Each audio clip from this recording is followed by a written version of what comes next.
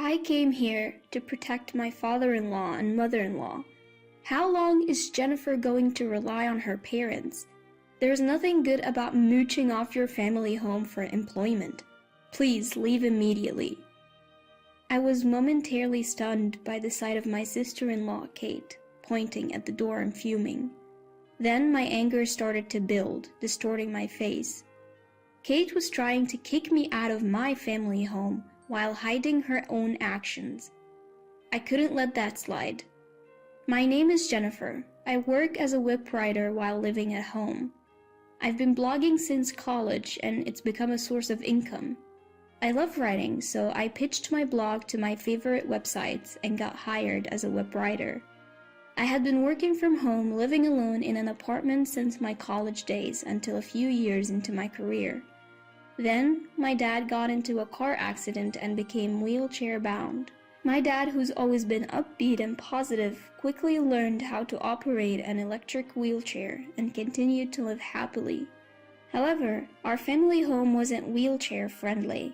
Since I had no desire to get married, I suggested moving in with my parents. They agreed, so I promptly bought a new home. I chose a unit in what's called a luxury apartment building. The reason? It's connected to a train station and shopping mall, and it's a barrier-free environment, making it easier for my dad to get around. My parents loved the new home, and I felt great about being able to do something good for them. We were enjoying peaceful days together until my brother John's marriage turned everything upside down. Kate, the woman John married, was someone he met at a bar. Tall and stunningly beautiful, Kate seemed out of reach for my inexperienced brother. John was thrilled to have made it to marriage with someone like her. My parents and I genuinely celebrated their wedding, as Kate had always acted polite and sensible. But after the wedding, Kate started visiting our home more frequently. "Your home is really lovely. The view is always so beautiful, I'm jealous." Kate would always say this while looking out the window. We didn't intentionally choose a high floor, but at the time of purchase, only the top floor was available. Kate seemed very envious of this and started visiting uninvited every 3 days, which honestly bothered me. I have a workspace in the house, and Kate would barge into my room without hesitation. Whenever she saw me at my computer, she'd say, "Playing around again. Looks fun," making snide comments when my parents couldn't hear. I had told Kate that I earned my living as a web writer and blogger, but she retorted, "There's no way you could afford such a nice house doing that. I'm not fooled, you know." Apparently, Kate isn't familiar with the online world. She seemed unaware that some bloggers and web writers live in even nicer homes and travel the world while working. So to Kate, it looked like I was just another person financially dependent on their parents. At first, Kate hid her true colors, but she gradually changed. She complained about me living at home while trying to win my parents over by helping with household chores. Especially towards my dad, Kate's behavior was commendable. Before marrying my brother, she had worked in caregiving, and she was attentive to the small inconveniences my dad might feel. Naturally, my dad was grateful to her, and if my dad was grateful, my mom also appreciated Kate. Despite it being my home, I increasingly felt like my place was being taken away. Then, one day, something about Kate's outfit caught my eye. As she was chatting amiably with my dad, I couldn't help but ask. I rarely initiated conversations with Kate, who I already disliked. So she seemed surprised and asked, "What is it?" "Are those clothes for men? They're from a famous brand, aren't they?" I had a friend who wore that same brand. He was a guy and had proudly shown off his expensive new shirt to me. After a moment of surprise, Kate said, "I like men's clothing too," with a forced smile. Wondering why she would react like that, I caught her glaring at me. "What's the matter? Is it wrong for me to wear men's clothing?" Her sudden change startled my dad, and my mom, who was sipping coffee a little distance away, froze. I was used to Kate's sharp glares, so I calmly replied, No, it's nothing. Angrily, Kate declared, "If you're going to be suspicious, then fine, I'm leaving," and abruptly stormed out. My parents were shaken, not understanding why she was so angry, but I had a bad feeling. A few days later, I was relaxing in the living room, playing a game on TV after barely meeting a work deadline. I felt someone's gaze and turned around in surprise. There stood Kate, her face livid. In our home, I am the one who answers the intercom. My old-fashioned parents aren't comfortable with the camera-equipped intercom, so they call for my help whenever it rings while I'm home. So there is no way I wouldn't notice if the intercom rang. Our apartment has an auto-lock system, and you have to unlock 2 doors to get in. I always lock the door out of habit, so there is no chance I forgot. Shocked, I blurted out, "How did you get in?" Kate replied, "I made a duplicate key with John's. You never know when Jennifer might do something terrible to her parents." I've never done anything to harm my parents. While I'm not the most considerate person, I've never done anything so bad that Kate would need to make a spare key to burst in at any moment. My parents who noticed Kate's arrival were also surprised that she had entered the house on her own. When they asked her how she got in, she gave the same answer she gave me. My parents exchanged glances, and my dad defended me, saying, "Jennifer would never do something terrible. We're only grateful to her." But Kate loudly denied it. "No, Jennifer is already doing something terrible. She's living off of her parents' money. Aren't you ashamed to be playing games in the middle of the day?" I frowned at her sudden tirade. I had been consulting with my brother about Kate, and I thought she should be the one feeling ashamed. But her rant continued. "I came here to protect my father-in-law and mother-in-law. How long is Jennifer going to rely on her parents? There's nothing good about mooching off your family home for employment. Please leave immediately."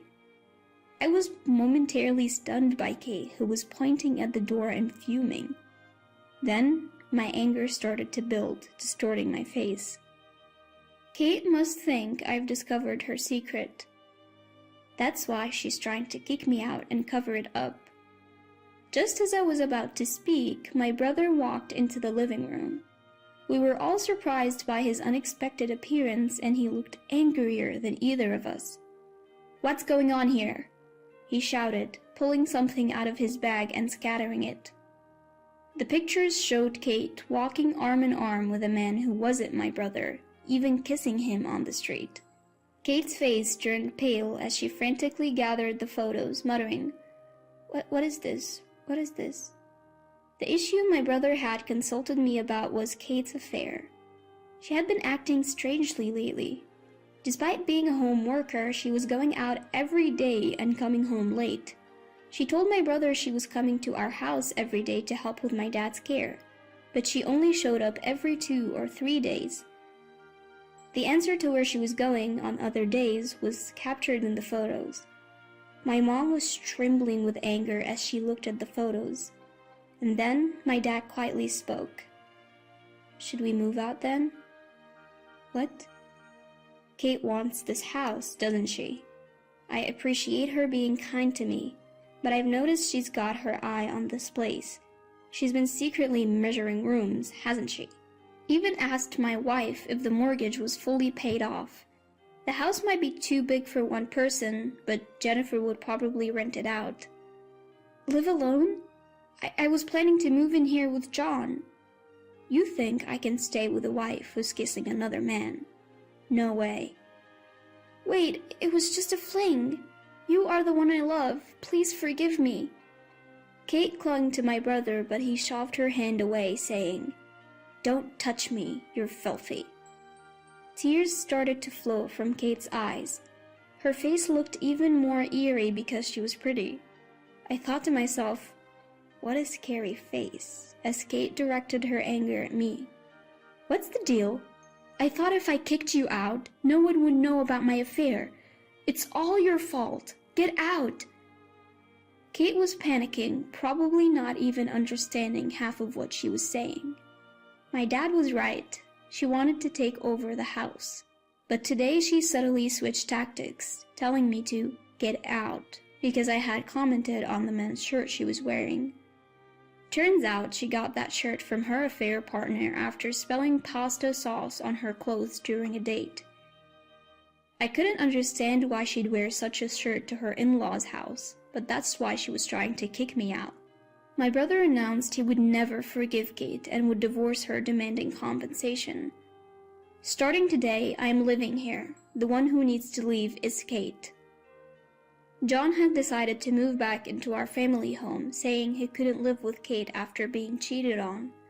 My parents didn't object to him coming back. Kate kept apologizing to John as she cried, but he mercilessly kicked her out. He then apologized to me and our parents. We all comforted him as he cried, ashamed for marrying such a woman. Kate seemed to have moved back to the house she shared with my brother, but he planned to terminate the lease that month. He met with Kate to retrieve the spare keys to our house and told her never to come back. Kate ended up having to pay a large sum in compensation. She sought help from her wealthy affair partner, but my brother had also demanded compensation from him. It seemed their relationship was indeed just a fling, and the affair partner was furious at being dragged into this. He refused to help Kate. She had almost depleted her pre-marriage savings on dates with her affair partner and lost all her savings paying the compensation. Now she's working a physically demanding job that comes with a dormitory. My brother told me she's so busy she barely has time to sleep, but as far as I'm concerned, it's just retribution for hurting my brother. John moved into our family home and was going through a rough patch for a while, but it seems like a guardian angel of a woman reached out to him. He was at his favorite bar, drowning his sorrows when he started crying, thinking about how Kate had cheated on him. This woman quietly offered him a handkerchief. They had never spoken before, but she was also a regular at the same bar. She later confessed, "I had my reasons for giving you the handkerchief, but it's clear she genuinely loves my brother."